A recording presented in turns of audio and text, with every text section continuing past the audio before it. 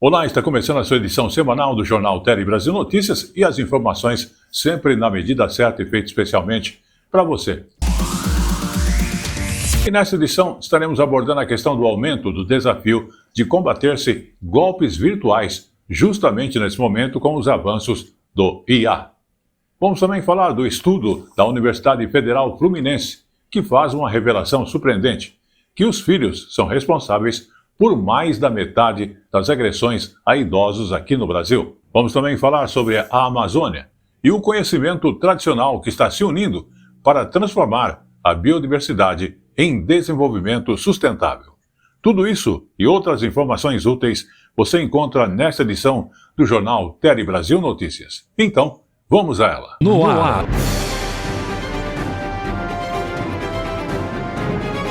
Tele Brasil Notícias. E começamos a edição do Jornal Tele Brasil Notícias desta semana falando do avanço da inteligência artificial, que com esse avanço tem se aumentado o desafio de se combater a golpes virtuais, porque criminosos acabam usando a tecnologia para enganar vítimas, inclusive com mensagens, vozes e até mesmo imagens falsas. Esta reportagem vai trazer as orientações para você identificar esses golpes e também para reforçar a sua segurança no uso da internet. Reportagem da TV Ceará, emissora da Rede Nacional de Comunicação Pública. Com a inteligência artificial, ficou mais fácil clonar vozes, imagens e criar vídeos e conteúdos bastante realistas. Mas a IA não tem sido utilizada apenas para diversão e informação. As fraudes nos meios digitais existem desde que a internet foi criada. Antes, elas chegavam aos usuários através dos e-mails, mas hoje existem as redes sociais e o WhatsApp.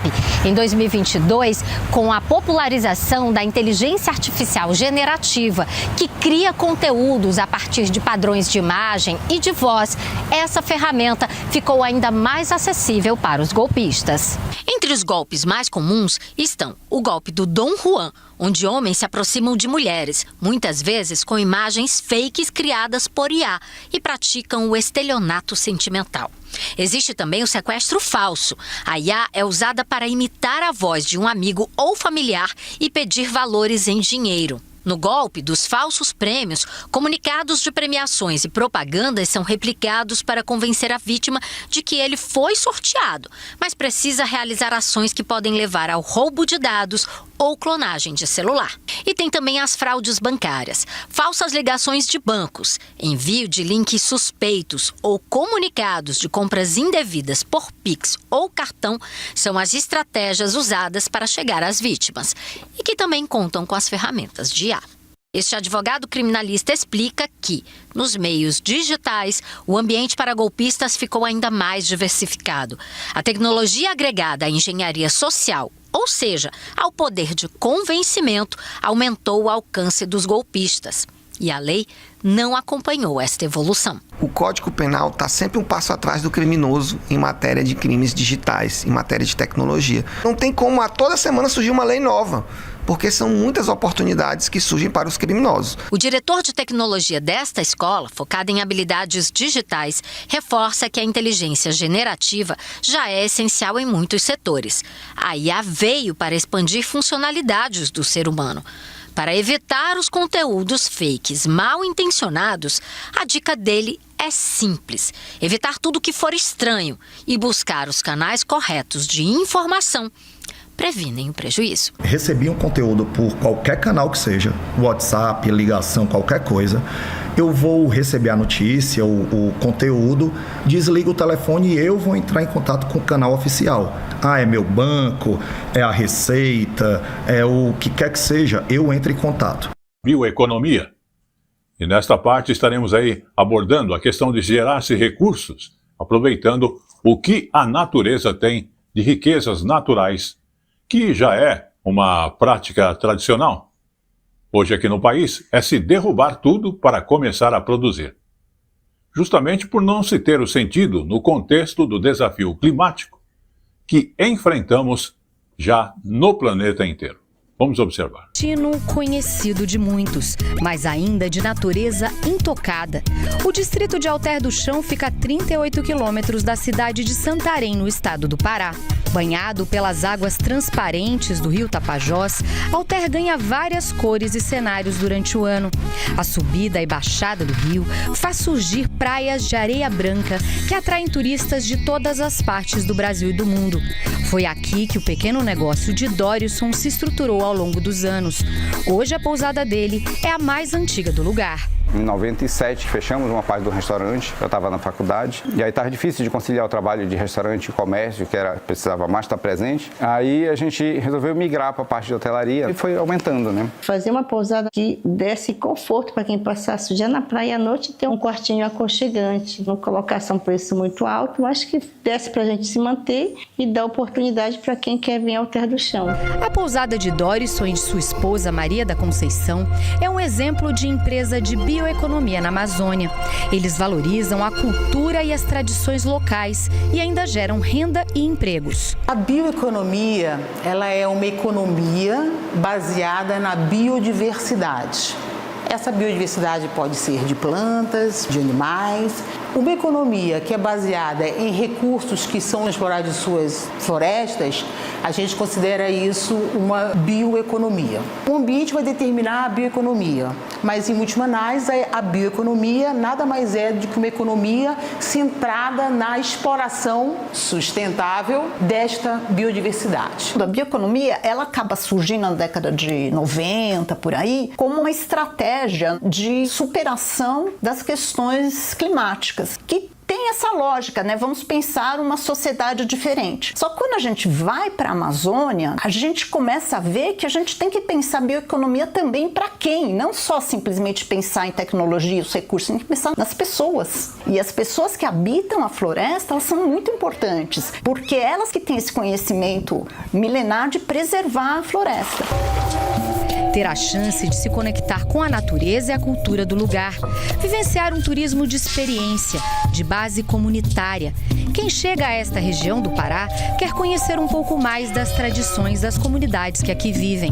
E um dos principais locais a serem visitados é a Floresta Nacional do Tapajós. A Floresta Nacional do Tapajós é uma unidade de conservação que foi criada em 1974 e tem mais de 520 mil hectares. Mais de 1.000 famílias residem dentro da área. A maior parte delas vive do turismo. Desde 2018, o Elton desenvolve o turismo de base comunitária aqui na Flona do Tapajós, no oeste do Pará. Elton, como é que surgiu essa ideia de desenvolver turismo comunitário e seu empreendimento aqui na Flona? A Casa do Elton, ela vem de uma necessidade de empreender dentro da reserva. Eu trabalhava em um projeto, esse projeto tinha duração de 10 anos. Eu saí desse projeto e a gente começou a construir casinha para a gente passar o final de semana com a família. E as pessoas passavam aqui para conhecer a Flona e paravam aí na nossa casinha e perguntavam, tem comida, tem comida? E aí eu falei pro meu pai, ó, meu pai, o dinheiro passa aí na frente de casa, bora pegar um pouco. E a gente colocou aí uma plaquinha de pano, escreveu restaurante. O primeiro dia chegou 2 pessoas, o segundo dia chegou 20 pessoas. E aí nós não tinha prato nem colher. A gente saiu correndo atrás do vizinho, arrumando prato e talheres para servir o pessoal. E o Casa do Elton começou a crescer. E com esses investimentos, a expansão do negócio foi questão de tempo. Hoje, Elton oferece trilhas, chalés, passeios de barco. A partir que eu comecei as capacitações do Sebrae, eu comecei a entender que a gente poderia trabalhar a economia da comunidade em geral. Além de vender uma experiência hoje na culinária, a gente vende experiência com os passeios. Oficina de plantas medicinais, oficina de biojoias, oficina de carimbó.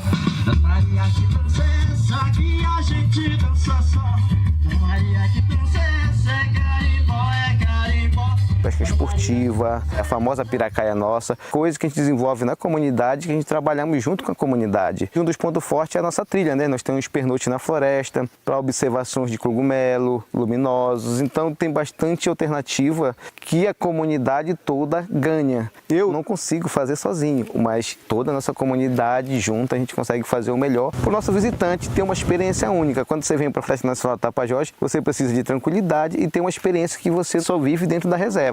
Comunidade que se une para se defender do turismo predatório de grandes empreendimentos e provar que é possível o uso sustentável dos atrativos da Amazônia. Os povos aqui funcionam como guardião justamente dessa riqueza que a gente tem. Nós tivemos essa luta lá pela preservação do Tapajós, a luta também aqui dentro do território pela preservação da floresta. Essa experiência de ficar, ver o cotidiano, ver como a pessoa vive. E aqui a gente tem uma conexão muito forte com a floresta, né? A floresta nos dá, a gente respeita ela e assim vai. Vamos agora então falar de saúde e das canetas emagrecedoras, que são importantes no avanço do tratamento tanto da obesidade como também do sobrepeso, quando há uma orientação médica para isso. Em 2025, a importação desses medicamentos, como o Ozempic, Mounjaro chegou a cerca de 9 bilhões de reais. Também, segundo o Conselho Federal de Farmácia, com a alta procura, a Anvisa necessitou emitir um alerta. Golpistas estão usando até mesmo o nome da agência para vender produtos falsos na internet. Por isso, toda a atenção da sua parte é muito importante. Vamos observar. Não é de hoje que a medicina tenta entender e tratar os mecanismos da fome e da saciedade. É nesse caminho que entram as canetas emagrecedoras, medicamentos para diabetes que podem ajudar também no tratamento da obesidade e sobrepeso. A caneta emagrecedora, ela surgiu como uma grande revolução na medicina, né? E tem mostrado bastante eficácia desde que usada da forma correta, com acompanhamento médico e tudo mais. Nós temos visto muitos pacientes com diabetes e hipertensão reduzindo a quantidade de medicamentos diários apenas com o uso da caneta, né? Melhorando o metabolismo, melhorando o processo inflamatório, perdendo peso. O problema é que a popularização do tratamento chamou a atenção de criminosos. Golpistas têm criado sites, anúncios e perfis falsos usando o nome da Anvisa para vender essas canetas. A Agência Nacional de Vigilância Sanitária reforçou que não comercializa medicamentos, intermedia compras e nem pede pagamentos ao consumidor. A orientação para um tratamento seguro é fazer acompanhamento e ter receita médica, comprar os medicamentos apenas em farmácias regularizadas, exigir embalagem original e nota fiscal e desconfiar de ofertas em redes sociais e sites desconhecidos. Em caso de golpe, a denúncia pode ser feita na própria plataforma do anúncio e também pelo fala.br. O risco de comprar contrabando ou falsificações pode sair bem caro no bolso e para a saúde. Mesmo que seja o Mounjaro que tem ali dentro, a tizerpatida, de fato, o paciente precisa entender que qual é a higiene que foi feita para fabricar aquilo de forma falsificada. Aonde que foi fabricado? Porque as grandes indústrias que fazem esse processo, existe um controle rigorosíssimo. Esse medicamento, que é uma agulha fininha que ele aplica aqui na barriga ou no braço, está sendo injetado na corrente sanguínea. E se tiver uma bactéria ali? Essa bactéria pode ir para o pulmão, pode parar em outra parte do corpo e gerar uma consequência grave no organismo. Muito bem, vamos falar agora do imposto de renda e o cashback, porque no dia 8 de julho, começou a consulta ao lote de restituição automática do imposto de renda, este conhecido como cashback. Tem direito justamente aquelas pessoas que não entregaram a declaração de imposto de renda 2025 por não estarem obrigadas a fazer, mas que tinham valores a serem restituídos. Vamos observar mais detalhes nesta reportagem. Ao todo, 3.500.000 contribuintes têm direito a esse benefício, que vai pagar aí no total 460 milhões de reais em restituições. Esse pagamento aí vai ser no dia 15 de julho na conta vinculada à chave Pix com o CPF do contribuinte. Como o Porta Nova disse, esse lote contempla as pessoas que não eram obrigadas a fazer o imposto de renda, por isso não enviaram os documentos, mas que tiveram descontos retidos na fonte e por isso têm direito a receber esses valores. Esses casos foram identificados pelo Banco de Dados da Receita, que gerou uma declaração simplificada, sem necessidade aí de consulta prévia pelo contribuinte. Esse valor da restituição está limitado a R$1.000. E para receber essa restituição, o contribuinte precisa ter mantido um CPF em situação regular, e ter uma conta chave Pix vinculada ao CPF até junho deste ano. A consulta a esses valores pode ser feita no portal da Receita, na internet, na página Consulta Cashback ou pelo aplicativo da Receita, acessando a declaração que foi gerada automaticamente na área Meu Imposto de Renda. Lembrando, esse lote é um lote especial, ele não faz parte do calendário regular da Receita. O cronograma atual de pagamento do imposto de renda está mantido e o próximo lote será pago aí no dia 31 de julho. E vamos agora então falar de um estudo da Universidade Federal Fluminense, uma revelação bastante importante sobre os filhos, que são responsáveis por mais da metade justamente das agressões a idosos no Brasil. Pesquisa que inclusive foi elaborada a partir de denúncias feitas na Ouvidoria Nacional de Direitos Humanos e tudo isso no ano passado. Vamos observar. A Defensoria Pública do Rio de Janeiro tem um núcleo especializado que presta atendimento jurídico a idosos. As denúncias dos casos de violência contra quem tem mais de 60 anos normalmente são recebidas de órgãos públicos e de pessoas próximas às vítimas, protegidas pelo anonimato. Recentemente nós recebemos uma denúncia aqui de uma sobrinha, se não me engano, de que o idoso ele estava sofrendo maus tratos por parte do próprio filho. E nós constatamos que aquele filho, ele não estava cuidando adequadamente do pai, ele vendeu sem autorização a casa do pai. Negligência, abandono, violência psicológica, agressões físicas e abuso financeiro ou patrimonial. A violência contra idosos ocorre de diversas formas. Em 2025, o Disque 100 recebeu um total de 180 mil denúncias. O levantamento feito pela Universidade Federal Fluminense mostra que os filhos e filhas são os autores das violências na maioria das denúncias e que a maior parte dos casos acontece dentro de casa. Além disso, as mulheres são as principais vítimas e a faixa etária mais atingida é de idosos com 80 anos ou mais. Para mudar esse cenário, o primeiro passo é denunciar. Denuncie, recorra a diversas instâncias, tem diversas maneiras. O Disque 100 é um. O Disque 100 é de segunda a segunda, 24 horas por dia. Tá? Tem uma pessoa capacitada que vai acolher a sua denúncia, né? Esse é o primeiro caminho. É algo mais grave? Recorra à polícia.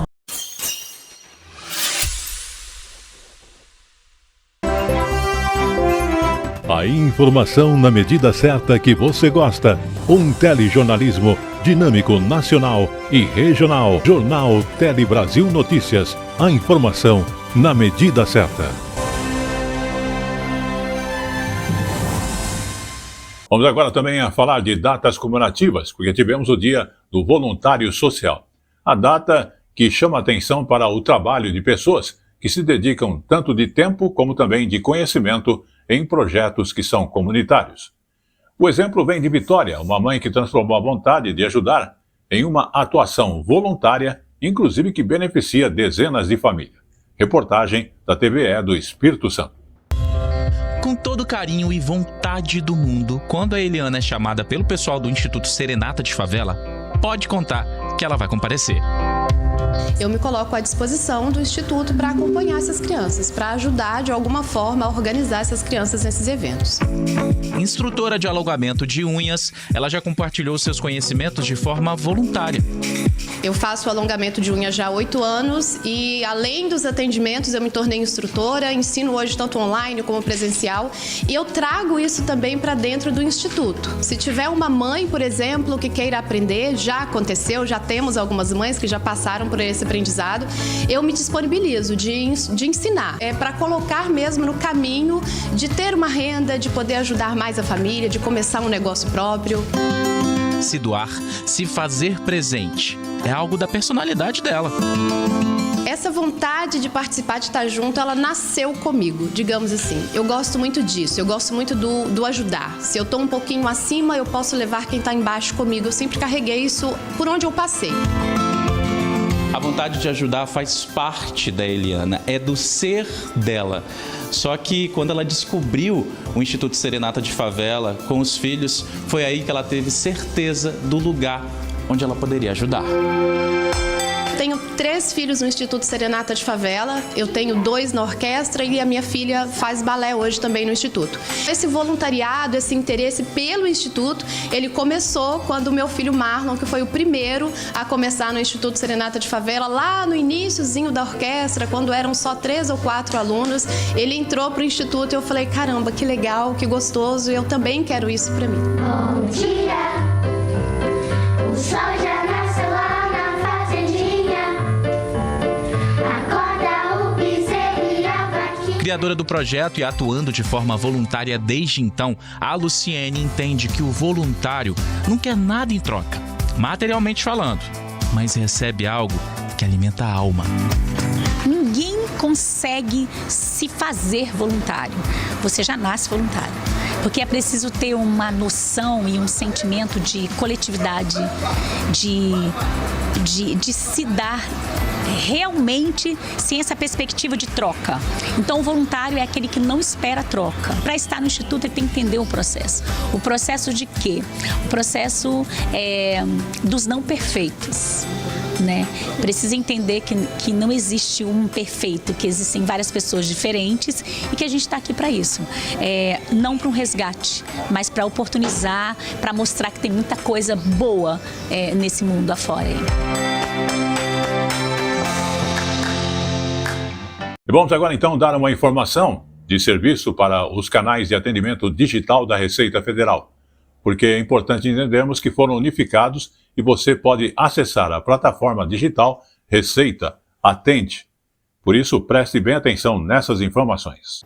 O Receita Atende promete reunir aos poucos os serviços que hoje estão espalhados em diferentes canais da Receita Federal.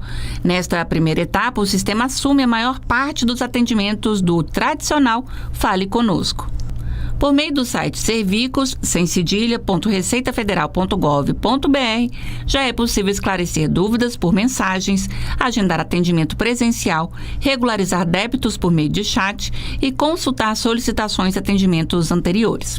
Embora possa seguir sem login em alguns casos, para ter acesso a todas as funcionalidades da nova plataforma, o contribuinte precisará usar a conta gov.br. Segundo a Receita, nas próximas etapas, devem ser incorporados atendimentos que hoje são feitos por e-mail, além de processos digitais. E voltamos então a falar de saúde do Instituto Butantan, que busca voluntários de 60 anos ou mais para uma nova vacina contra a gripe, que inclusive já está na fase final do seu desenvolvimento. Os testes que estão acontecendo em 8 estados diferentes.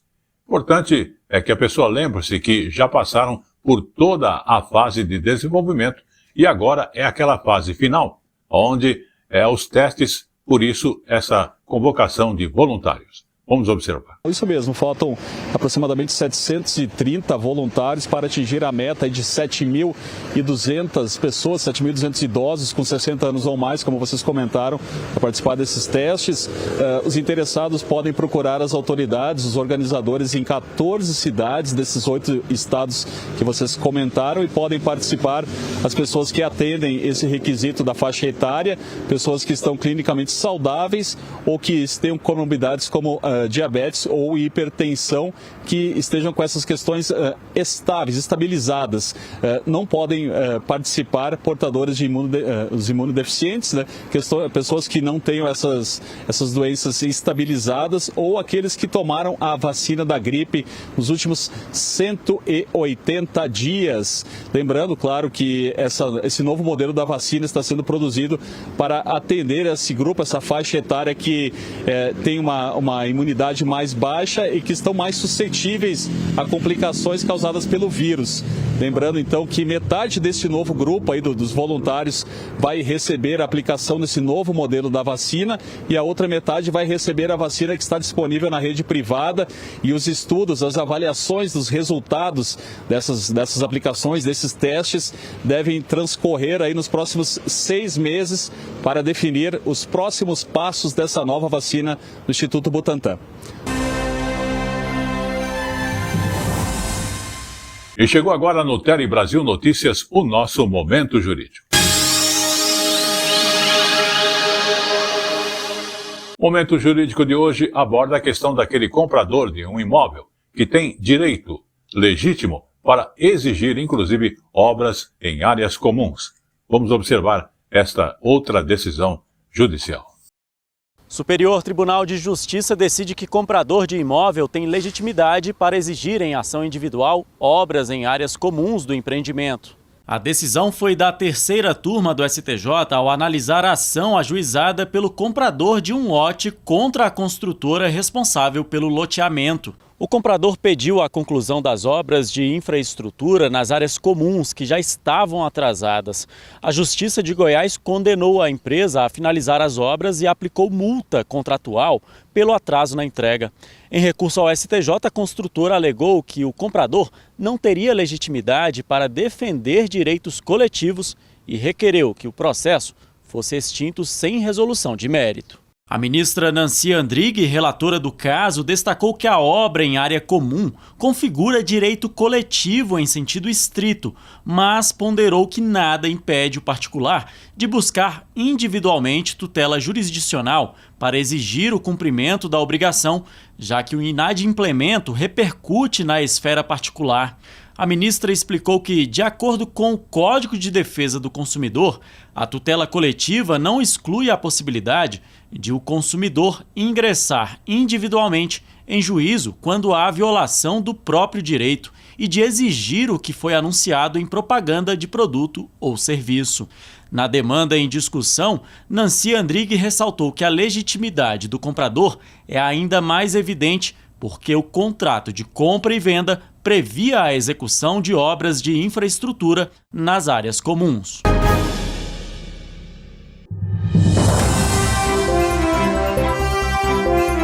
A informação na medida certa que você gosta. Um telejornalismo dinâmico, nacional e regional. Jornal Tele Brasil Notícias. A informação na medida certa.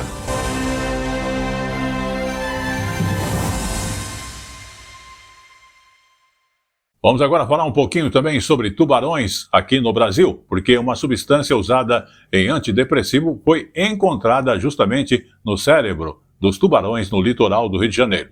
A descoberta está chamando a atenção para os efeitos provocados justamente pela contaminação dos oceanos através de resíduos de medicamentos também. Uma pesquisa desenvolvida pela Universidade Federal do Rio de Janeiro encontrou uma substância antidepressiva muito utilizada por humanos, a sertralina, no cérebro de tubarões martelo que nadam pela costa do Rio de Janeiro. A tese dos cientistas é que depois de consumido como medicamento, o elemento é excretado pela urina e vai parar no mar através da rede de esgoto. Classicamente, alguns contaminantes, eles bioacumulam, então eles vão na teia trófica, então o animal que serve de alimento para o outro vai passando, mas nesse caso a gente acredita numa contaminação direta, até porque as doses que a gente encontrou foram bem baixas, então talvez seja uma contaminação direta via respiração, via alimentação. Os tubarões analisados foram entregues aos cientistas por pescadores. Os indivíduos ficaram presos por acidente nas redes entre Copacabana e Recreio dos Bandeirantes. As pesquisas com a sertralina fazem parte do projeto EcoShark, coordenado pela professora Mariana Alonso. O mais curioso é que não tinha nem no músculo, que é na carne, nem no fígado, nem nas brancas, só tinha no cérebro.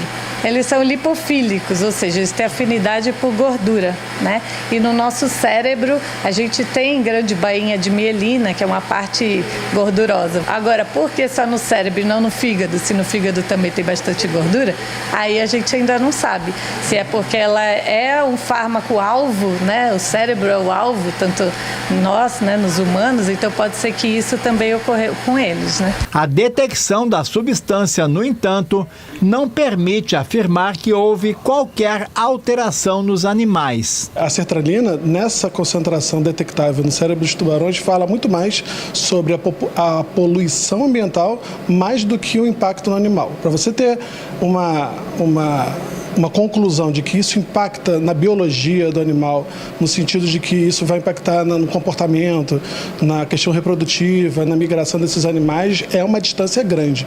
Não é o que a pesquisa quer dizer. Normalmente a gente encontrava mais resíduos industriais, agrotóxicos, e agora as novas pesquisas estão encontrando até os fármacos que a gente usa na nossa própria casa.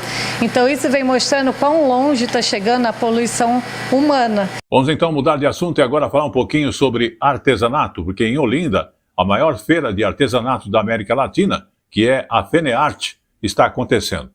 O evento, inclusive, reúne mais de 5.000 expositores do Brasil e também do mundo, com peças que valorizam tanto a cultura como também os saberes tradicionais daquelas regiões.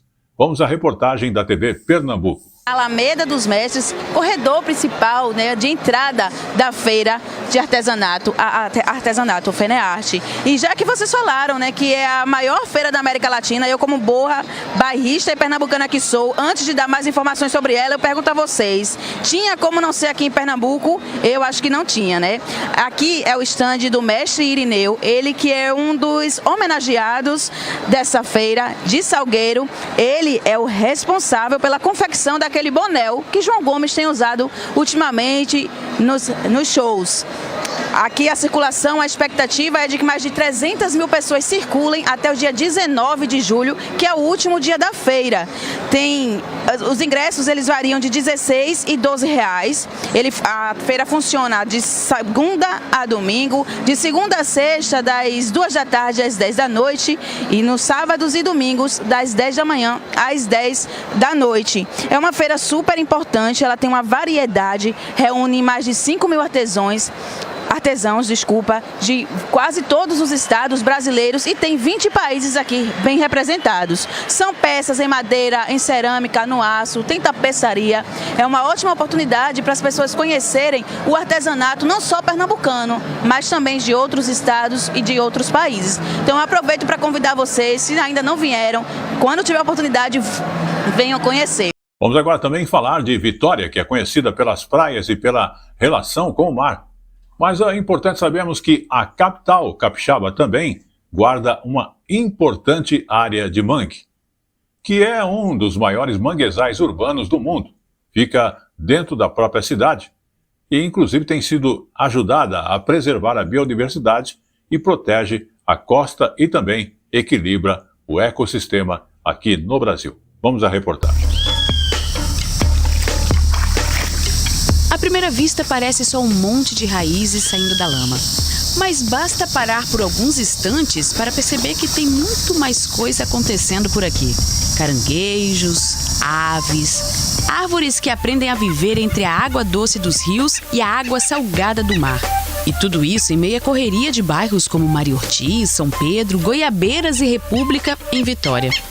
Popularmente conhecido como Parque do Lameirão, o local abriga os 3 tipos de mangue encontrados no Brasil: o vermelho, o preto e o branco. Lucas cresceu vendo o mangue de perto. Com o tempo entendeu que esse ambiente faz muito mais pela cidade do que a maioria das pessoas imagina. Cresci no Rio Santa Maria, cresci banhando naquele manguezal e com o passar do tempo ver algumas casas noturnas, né, cerimoniais, construídas na frente, né, no sentido de Jardim da Penha, atrapalhou um pouco essa questão da luminosidade, luminosidade inclusive que reflete até na questão da vida marinha ali na própria água, né, dos seres que vivem ali. E agora com um calçadão chegando, ou seja, para as pessoas podem parecer que é uma integração, e é interessante, mas eu acho que falta, na verdade, é uma conexão com o manguezal, ou seja, a ideia, penso eu, que deveria ser a gente integrando a natureza, não sobrepondo a natureza. O curioso é que boa parte da vida marinha começa exatamente em lugares como este aqui. Os manguezais eles servem como berçários naturais, onde as espécies encontram alimentos, proteção e também um lugar para poder se desenvolver e crescer. E não é só isso. Além de servir de abrigo para diversas espécies, o mangue ajuda a proteger a costa, a filtrar a água e a manter o equilíbrio de todo esse ecossistema. Você tem várias espécies vegetais, e animais que passam uma parte da sua vida aqui para se reproduzir. O mangue é vida, ele gera alimentos, ele é super importante tanto para a população que depende desses recursos, porque nós temos pescadores, temos catadores de caranguejo, mas também para a importância, porque ele é uma área que ele retém sedimentos. Eu chego aqui em Vitória e vejo esse manguezal, né, que de uma certa forma está dentro da cidade e que ainda não foi tomado pela urbanização. Hoje eu me conecto muito mais com o manguezal do que com a cidade, do que com o concreto. Mas toda essa riqueza também enfrenta ameaças. O lixo descartado de forma irregular, a poluição que chega pelos rios e as pressões da ocupação urbana deixam marcas que nem sempre são vistas de imediato. E quando o mangue sofre, os impactos não ficam restritos a ele. Aqui é um parque, né? Então, assim, por ser um parque, é uma área também dessa vida ambiental, dessa fauna e dessa flora. Então, quando a gente já traz esgoto, traz uma grande obra com resíduos, por exemplo, de cimento, de areia, de coisas que são tóxicas a esses animais, a gente está trazendo um impacto ambiental a todo um parque. O mangue não é apenas uma área de preservação, mas um espaço que faz parte da história e da vida da cidade. Esse trabalho, né, de preservação ambiental do manguezal serve para trazer também sentimento de pertença. Então é Vitória também de frente para o mangue, não Vitória de frente para o mar. É para o mar, mas também de frente para o mangue. Vamos olhar para o manguezal também, ver de perto, ver as garças cantando, né? Vamos estar dentro do território. E como eu falo sempre, tudo que é bom dura pouco, e o Tele Brasil Notícias da Semana está chegando ao seu final, agradecendo a sua audiência aqui no país ou em qualquer parte do mundo. Mas como é nosso hábito, antes de encerrarmos, vamos também falar da Amazônia, que preserva a floresta e acaba se inovando e gerando, inclusive, renda para aquela região. E através do quê? A ciência, o empreendedorismo e o conhecimento tradicional que estão se unindo neste momento para transformar a biodiversidade em desenvolvimento sustentável. Vamos à reportagem da Ana Graziela Aguiar. As casas em um formato diferente chamam a atenção de quem passa.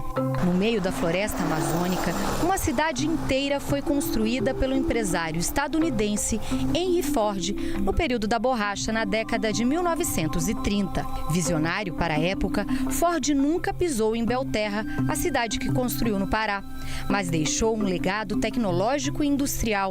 Hoje, esse histórico de inovação e tradições ancestrais impulsionam negócios diversos nesse pedaço da Amazônia.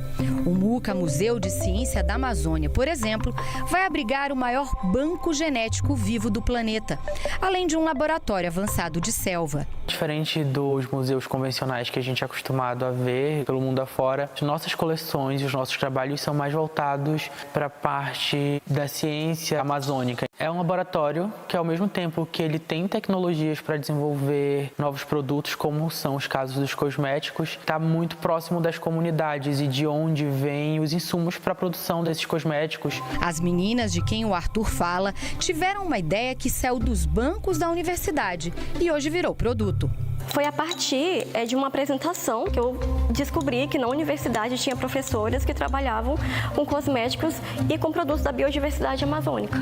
Eu pedi para poder entrar no laboratório e a professora me aceitou. Inicialmente eu comecei querendo fazer um produto para cabelo cacheado, mas que utilizava babosa, porque não era amazônico. Depois de um tempo, as orientadoras deram a ideia de fazer utilizando produtos da região.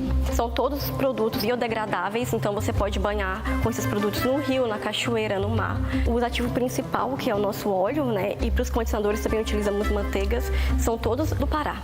Como que é para você trabalhar com produtos que vêm do estado que você nasceu, de uma região de valorização desses produtos que você tem mostrado pra gente? É uma alegria, assim.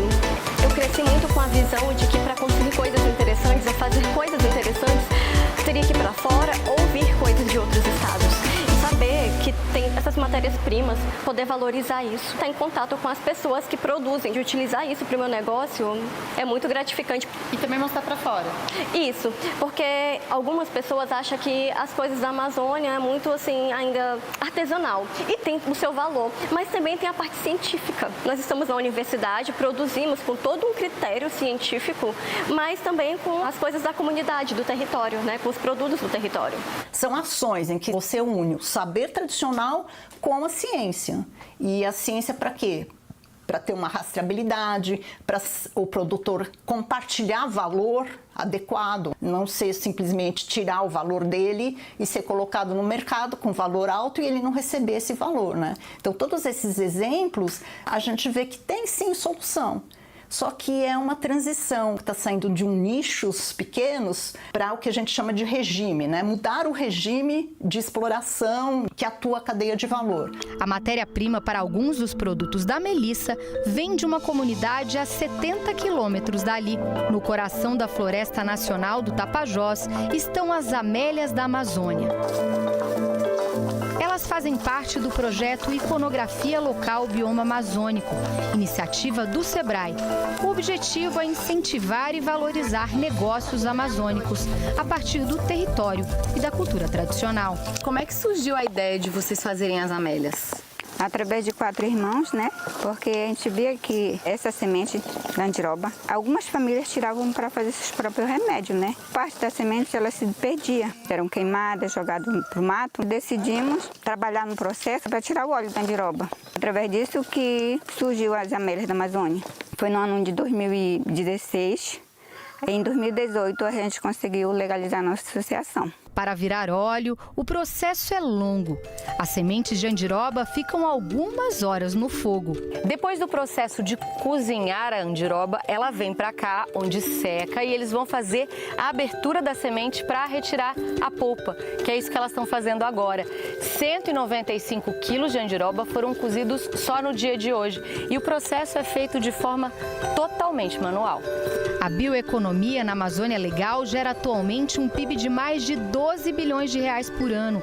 São 347 mil empregos, 84 mil trabalhadores formais, empregos diretos e indiretos como os gerados pelas amélias, que agora crescem e diversificam o negócio. Se nós conseguimos, já estamos um grau mais alto, é porque nós nunca desistimos disso, porque a gente acreditou que um dia, né, a gente ia conseguir algo melhor para a gente com a nossa família. E conseguiu? Conseguimos.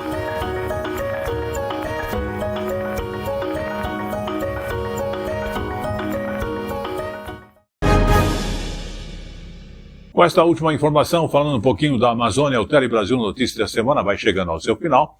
E sempre lembrando a você que você pode rever as nossas informações através do site telebrasilnoticias.com.br ou mesmo através do YouTube, nas redes sociais, @Jornal Tele Brasil Notícias.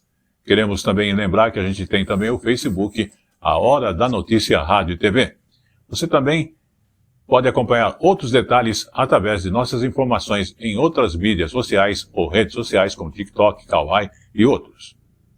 Queremos agradecer todo o trabalho técnico de nossa equipe de trabalho e lembrar que estaremos de volta na próxima semana com muito mais informações para você. Até lá!